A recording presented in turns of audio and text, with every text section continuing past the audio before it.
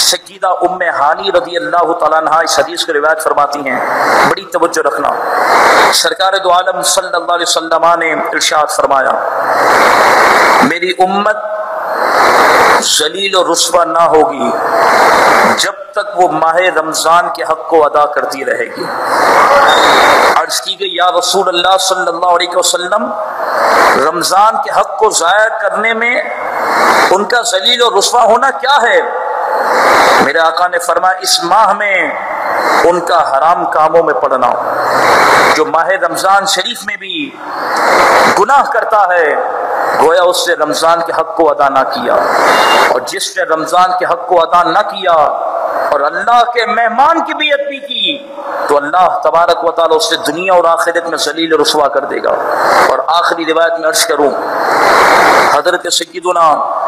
مولا علی مشکل کشا کرم اللہ تعالیٰ وجہ الکریم ایک مرتبہ کوفہ کی قبرستان میں قبروں کی زیارت کے لیے تشریف لے گئے تو اچانک مولا علی رضی اللہ تعالیٰ عنہ کی نظر ایک تازہ قبر پر پڑی تو مولا علی رضی اللہ تعالیٰ عنہ کے دل کے اندر اس قبر کے اندر کے حالات کو دیکھنے کا اور معلوم کرنے کا آپ کے دل کے اندر ارادہ ہوا۔ جیسے ہی آپ نے خواہش کی کہ جو تر و تازہ قبر موجود ہے آپ پر اس قبر والے کے حالات منکشف ہو جائیں، اللہ تبارک و تعالیٰ کی بارگاہ میں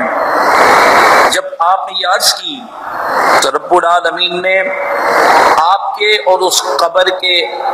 درمیان جتنے پردے تھے اس کو دور کر دیا۔ اب جیسے ہی مولا علی رضی اللہ تعالیٰ عنہ کی نظر صاحب قبر پر پڑی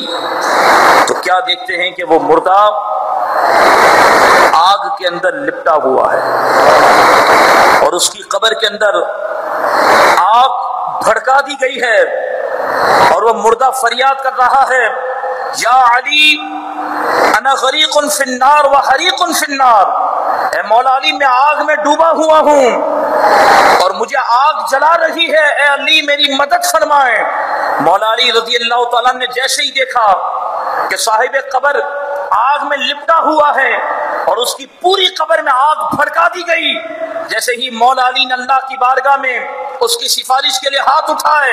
رب نے فرمایا، علی اس کے لیے دعا نہ کر، یہ وہ شخص ہے کہ جو رمضان میں روزے بھی رکھتا تھا اس کے باوجود بھی رمضان کی راتوں میں گناہ کیا کرتا تھا۔ اگر آج ہم نے اس مہینے کی رات کی قدر نہ کی تو پھر ہم اپنے معاملات کا خود غور کر لیں، ہم اپنے حالات کا خود جائزہ۔ رب نے فرمایا، علی اس کے لیے دعا نہ کر، یہ وہ بدبخت ہے کہ رمضان میں روزے رکھنے کے باوجود رمضان کی راتوں میں گناہ کرتا۔ آج پورے پاکستان کے اندر کرکٹ کے ٹورنامنٹ ہو رہے ہیں، پتہ نہیں راتوں کو کیا کیا نوجوانوں نے پلاننگ کر لی ہے، خدا کے واسطے ایسا نہ کریں۔ ہو سکتا ہے یقیناً، ہم پتہ نہیں کیوں رسمی بات سمجھتے، ہو سکتا ہے یقیناً یہ ماہ رمضان شریف ہماری زندگی کا آخری رمضان ہو۔ کتنے لوگ اس دنیا سے رخصت ہو گئے، کوئی پتہ نہیں ہم کب دنیا سے رخصت ہو جائیں۔ میری مائیں بہنیں بھی اور ہم سب بھی خدا کے واسطے اس مہینے کی قدر کریں۔ یہ مہینہ صرف کھانے پینے کھانے کے لیے نہیں آیا، روڈ پر بیٹھ کر گپے مارنے کے لیے نہیں آیا، لڈو اور تاش میں اپنے وقت کو ضائع کرنے کے لیے نہیں آیا، ٹی وی کی زینت بننے کے لیے مہینہ نہیں آیا۔ خدا کے واسطے یہ مہینہ اللہ کے بندوں کو اللہ سے ملانے کے لیے آیا۔ یہ اللہ کا مہمان ہے جو اس کی قدر کرتا ہے، اللہ کی بارگاہ میں یہ مہینہ اس کی سفارش کرتا ہے۔